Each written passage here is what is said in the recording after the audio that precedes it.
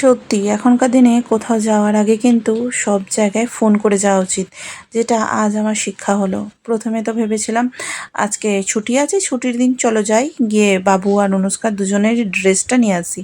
তো সেই অনুযায়ী আমরা বেরিয়ে পড়লাম সুরাটে যাব বলে।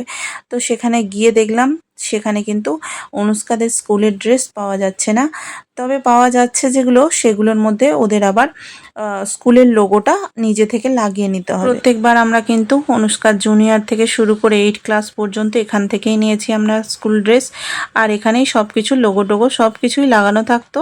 আর তোমরা তো জানোই সুরাটে যে কোনো স্কুলের স্কুল ড্রেস মিনিমাম একটা দোকানেই পাওয়া যায়, যেটা ওরা স্কুল থেকে হায়ার করে আর কি। তো সেই অনুযায়ী আমরা সেখানে গিয়ে পৌঁছালাম।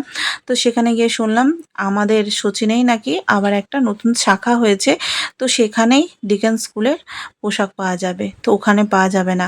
আর যদি ওখান থেকে নিতে হয় তাহলে কিন্তু নিয়ে যেতে হবে, আর যে লোগোটা আছে স্কুলে সেটা কিন্তু ওখানে লাগিয়ে নিতে হবে স্কুল থেকে। তো এত কিছু করার থেকে আমার মনে হলো যে যেখানে আমাদের নতুন দোকানটা করেছে সচিনের সেখান থেকে নেওয়াই ভালো।